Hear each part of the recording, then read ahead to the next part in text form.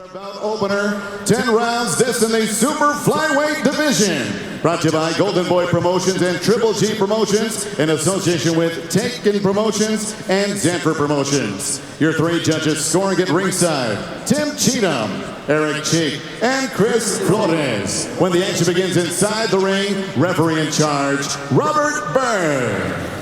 Introducing to you first, fighting out of the blue corner, wearing black and gold. He weighed in officially 116 pounds. As a professional in 31 bouts, he has 25 victories, 5 defeats, 1 draw with 14 wins, coming by way of knockout. Introducing the former WBO minimum, WBO junior flyweight champion of the world, desde Ciudad de México, Mexico, Moises Fuentes.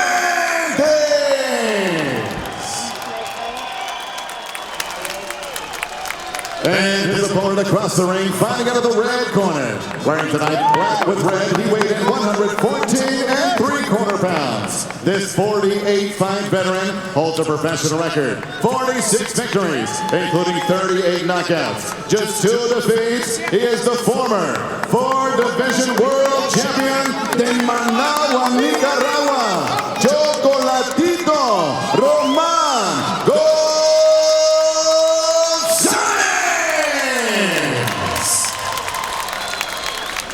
Underway. Chocolatito in the black trunks. Moises in the black and white. Chocolatito with a record of 46-2, 38 KOs. But the big question is, what is left in him after his last 2 losses that were devastating? Doug, you were there for those, weren't you? I was ringside for the first fight. That was last March inside Madison Square Garden on the undercard of the Gennady Golovkin-Daniel Jacobs show. It was a sensational fight, but he was dropped early. He was cut early. He was rocked and wobbled, fought his way into the fight, and it was a sensational back and forth. From the first round to the 12th round, most observers, at least among the media, believed that Gonzalez had done enough to earn that decision, but he lost a split decision. The WBC, which sanctioned that bout, ordered an immediate rematch, and we all saw what happened. That took place at StubHub Center in Carson, California. And Gonzalez did not look like himself as he entered the ring. The confidence was not there. We didn't see the power. We didn't see the technique. And within 4 rounds, he was dropped and then dispatched flat on his back in a manner that made most of us at ringside say, "That's it. He's done. He's retired." I remember reading your tweets and your columns, and you're like, maybe it's best that we enjoy Chocolatito, the fighter that we knew, instead of not this done version, but this fighter that at that point looked like a shell of himself, Kelly, right? Well, something was missing. Let me tell you what was missing.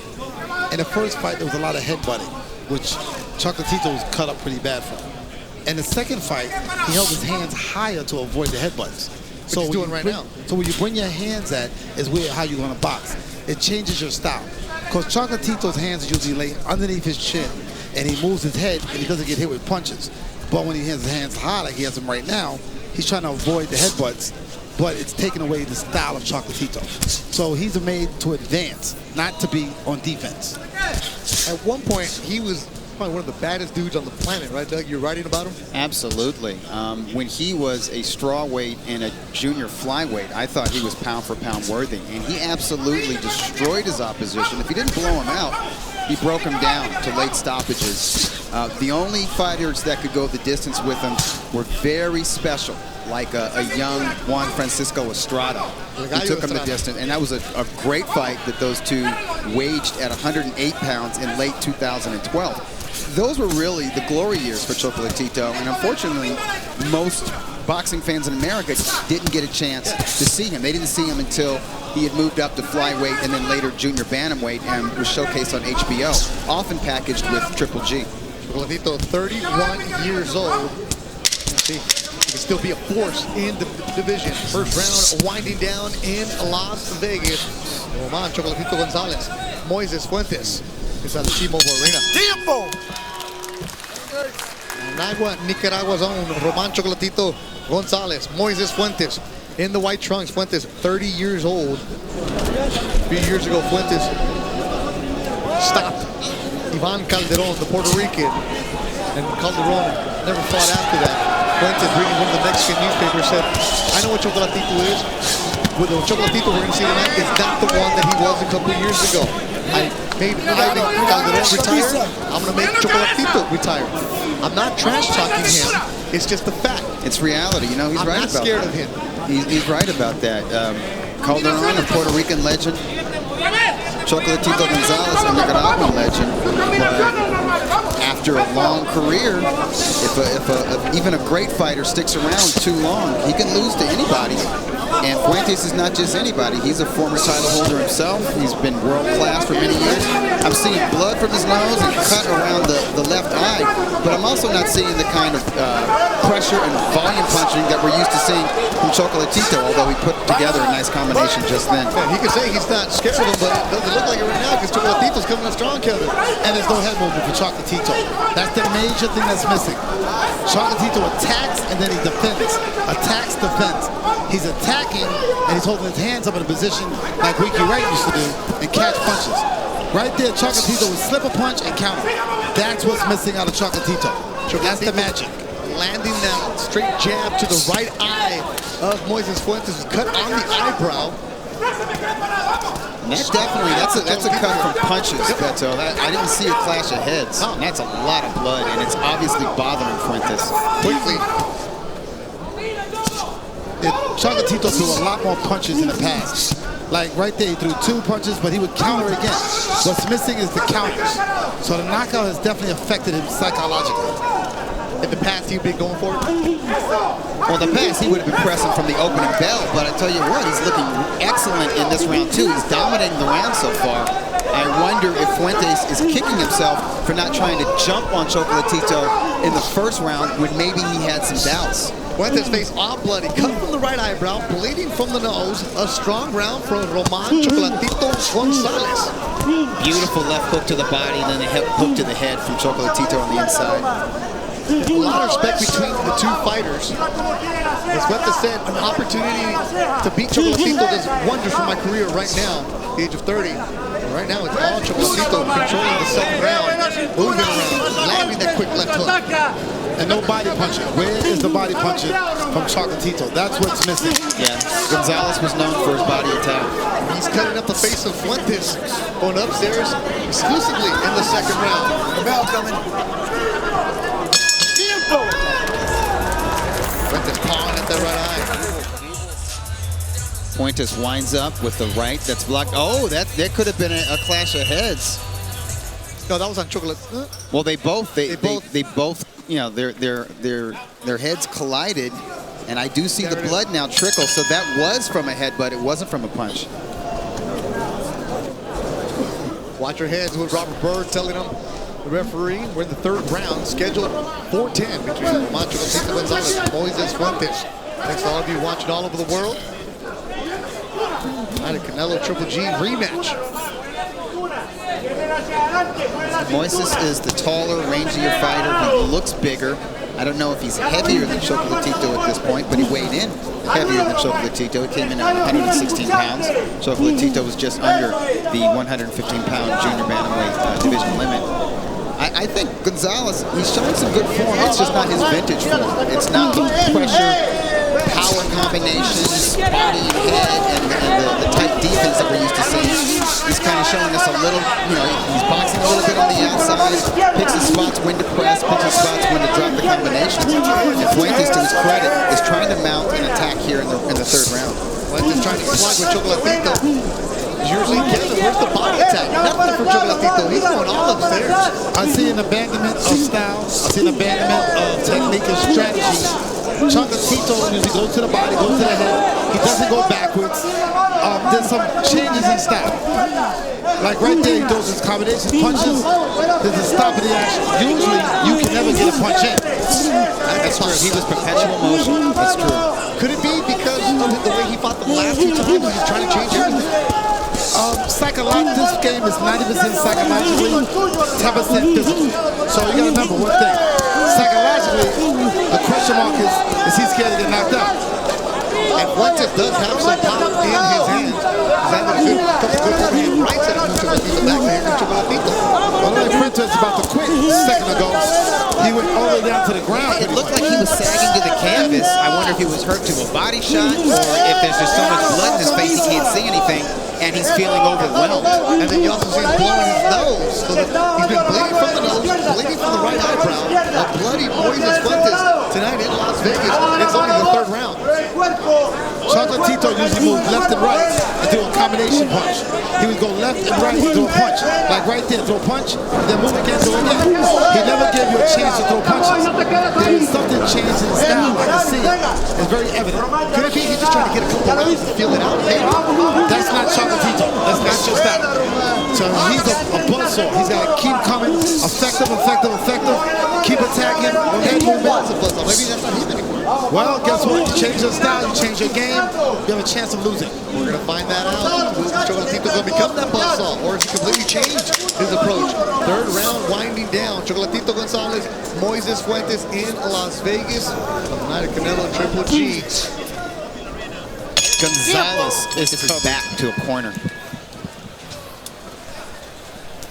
This corner was working really hard on the right eyebrow of Moises Fuentes. And that suffered in the second round. Gonzalez is working really hard on that eye during the rounds. It's a target for him. David, when you see a fighter cut like that, is that something you just want to attack, or you got to pick your spots? Well, when a fighter's cut, I want to work on it. I'm going to go after that cut. I'm going to do everything in my power so the referee can stop the fight. Think about it. If you're going to fight 10 rounds, I'd rather fight 4 or 5. You have a guaranteed win. You're getting paid the same amount of money either way. You didn't get paid by rounds, you get paid by fight. Exactly. So that's the way it goes. So I think right now, if I was Gonzalez, I'm focusing on that cut big time. I like that Fuentes is aiming some of his shots to the body. You always want to do that with a fighter that has a lot of wear and tear on him, especially a fighter that has battled the scales in the past, and Chocolatito has done that. Well, Fuentes is going to the body, as you can see. Smart move by trying to slow down Chocolatito. Chocolatito's coming forward, and he's applying a lot of pressure. I think he's getting back to what he used to do. He's starting to show traces of it right now. I see the technique in his punches. He has the straighter and the sharper. He has the better technique on his power shots than Fuentes does. Fuentes tends to wing most of his power shots. Yeah, Fuentes throws punches kind of with a slapping motion, like right there. Or a slapping, not a power shot motion. Bring your punches right back. Fuentes spending most of this fight with his back against the ropes. Corner's telling him every single round, don't do that. Yeah, Gonzalez wants to get you up against the ropes or in the corner. That's where he does his damage. I'm starting to see some smile on the face of Gonzalez. Body shot to the right. Upstairs is Gonzalez. Fuentes swinging a miss. And he's pawing at that blood. It's really affecting his vision now. As Moises Fuentes, every chance he can to get the blood away from his eyes, he's doing it. Well, if the doctor comes in, that's urgency right there. So that's what you want. But Fuentes fighting back, I give him a lot of credit with that major cut tripping down to his eye. All upstairs, Chocolatito finally goes to the body a couple times. Keeping that high guard is Roman Gonzalez. More blood on the right eye. As Chocolatito has the bullseye, he has the target going after him.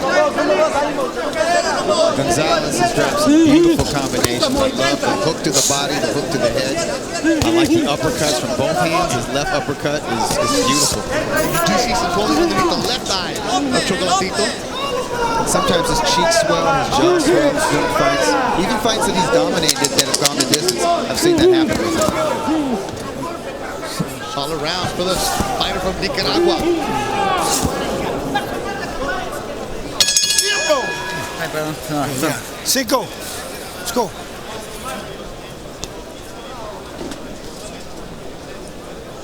Johnny Lob's watching us in Brooklyn, New York. Brings up a point. Hey, Chocolatito's not used to being an undercard fighter. He's headlined a bunch of his own shows.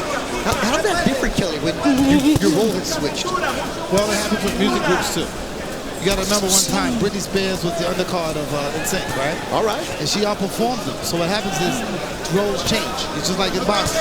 Triple G was the main event, Chocolatito was the co-main event, and then Chocolatito would carry some weight. It feels a little bit degrading sometimes, right?